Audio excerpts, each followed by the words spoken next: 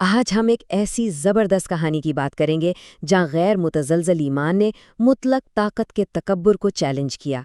یہ کہانی ہے ایک نبی کی جس نے ایک ایسے بادشاہ کا سامنا کیا جو خود کو خدا سمجھتا تھا۔ تو کہانی ہے دو لوگوں کی۔ ایک طرف ہے بادشاہ نمرود جو تکبر میں خدائی کا دعویٰ کر بیٹھا تھا، اور دوسری طرف حضرت ابراہیم علیہ السلام جو صرف ایک سچے خدا کی عبادت کی دعوت دے رہے تھے۔ یہ ٹکراؤ صرف الفاظ کا نہیں تھا، بلکہ اس بات کی بحث تھی کہ اصل طاقت کس کے پاس ہے۔ تو کہانی کو سمجھنے کے لیے پہلے اس زمانے کو دیکھتے ہیں۔ بادشاہ نمرود کا رعب و دبدبہ کچھ ایسا تھا کہ اس کی طاقت کی کوئی حد ہی نہیں تھی۔ اچھا، ایک دلچسپ بات یہ ہے کہ تاریخ میں کہتے ہیں کہ نمرود ان 4 بادشاہوں میں سے ایک تھا جنہوں نے تقریباً پوری دنیا پر حکومت کی۔ 2 ان میں سے مومن تھے، حضرت سلیمان اور حضرت ذوالقرنین، اور 2 کافر، نمرود اور بخت نصر۔ نمرود نے اپنی طاقت قائم رکھنے کے لیے ہر طریقہ اپنایا۔ کہتے ہیں کہ وہ پہلا حکمران تھا جس نے تاج پہنا۔ اس نے کھلے عام خود کو خدا کہنا شروع کر دیا، اور سب سے خطرناک بات، اس نے کھانے پینے کی تمام چیزوں پر قبضہ کر لیا۔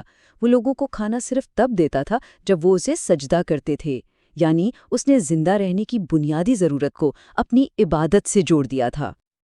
اب ایسے میں انٹری ہوتی ہے حضرت ابراہیم علیہ السلام کی، اور انہوں نے سیدھا نمرود کے دعووں کو چیلنج کیا۔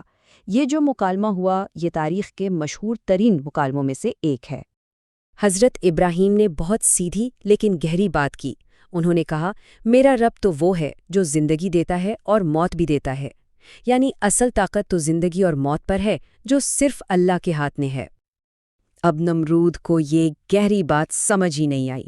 اس نے اپنی عقل کے مطابق ایک بڑا بے رحمانہ کام کیا۔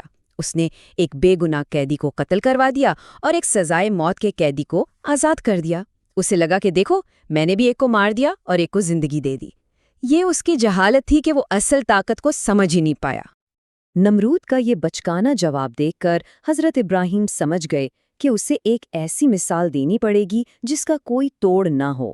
تو انہوں نے ایک ایسا چیلنج دیا جو کائنات کے نظام سے جڑا تھا۔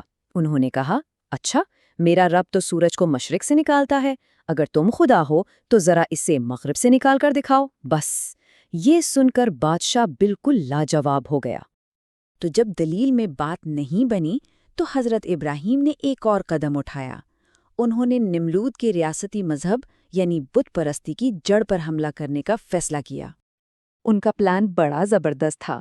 جب سارے شہر والے ایک تہوار کے لیے باہر گئے تو وہ ان کے مندر میں داخل ہو گئے۔ وہاں بتوں کے آگے رکھے کھانے کو دیکھ کر انہوں نے تنزن کہا کہ کھاتے کیوں نہیں، اور پھر ایک کلہاڑی سے سارے چھوٹے بتوں کو توڑ دیا اور کلہاڑی سب سے بڑے بت کے کندھے پر رکھ دی۔ اب سوچیں، جب لوگ میلے سے واپس آئے اور اپنے مندر کا یہ حال دیکھا تو کیا ہوا ہوگا؟ ہر طرف ہنگامہ مچ گیا۔ یہ ہمارے خداؤں کے ساتھ کس نے کیا؟ فوراً سب کا شک حضرت ابراہیم پر گیا، کیونکہ سب جانتے تھے کہ وہی ان بتوں کے خلاف بولتے تھے۔ تو جب انہیں نمرود کے دربار میں لایا گیا تو حضرت ابراہیم نے کمال کا منطقی جواب دیا۔ انہوں نے کہا، یہ کام ان کے اس بڑے والے نے کیا ہوگا، انہی سے پوچھ لو اگر یہ بول سکتے ہیں۔ اس جواب نے لوگوں کو سوچنے پر مجبور کر دیا کہ بھلا یہ کیسے خدا ہیں جو بول بھی نہیں سکتے۔ اب ظاہر ہے اس جواب سے تو وہ لوگ اور بھی بھڑک گئے۔ انہوں نے سوچا کہ ایسی سزا دی جائے جو پہلے کبھی کسی کو نہ ملی ہو۔ اور یہ کوئی چھوٹی موٹی آگ نہیں تھی۔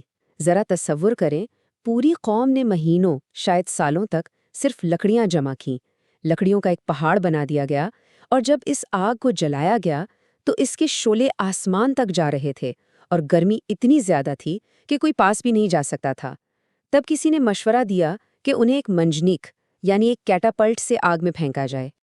اور اس لمحے جب انہیں اس آگ میں پھینکا جا رہا تھا، اس شدید ہنگامے کے بیچ حضرت ابراہیم علیہ السلام کے لبوں پر کیا تھا؟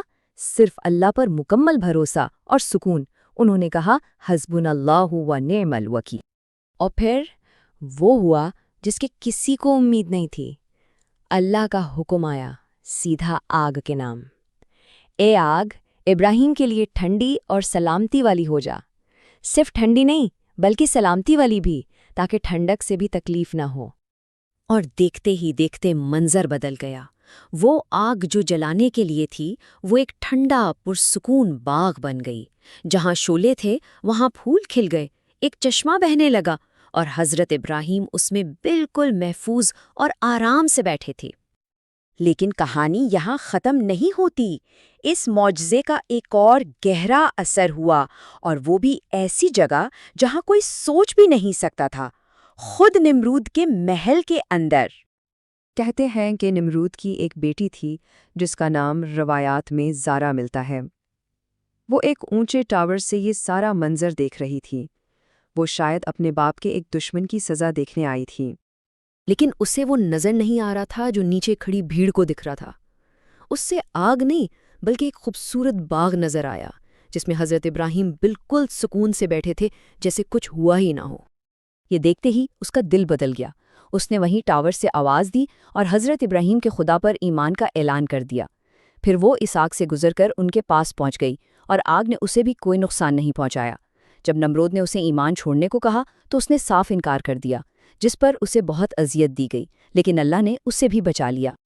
تو آخر میں یہ کہانی ہمیں ایک بہت گہرے سوال کے ساتھ چھوڑ جاتی ہے۔ جب ایک بادشاہ کی جلائی ہوئی آگ، جو اس کے ظلم اور تکبر کی علامت تھی، ایک نبی کے لیے اللہ کی رحمت سے پرامن باغ بن جائے، تو یہ ہمیں اصل طاقت کے بارے میں کیا بتاتی ہے؟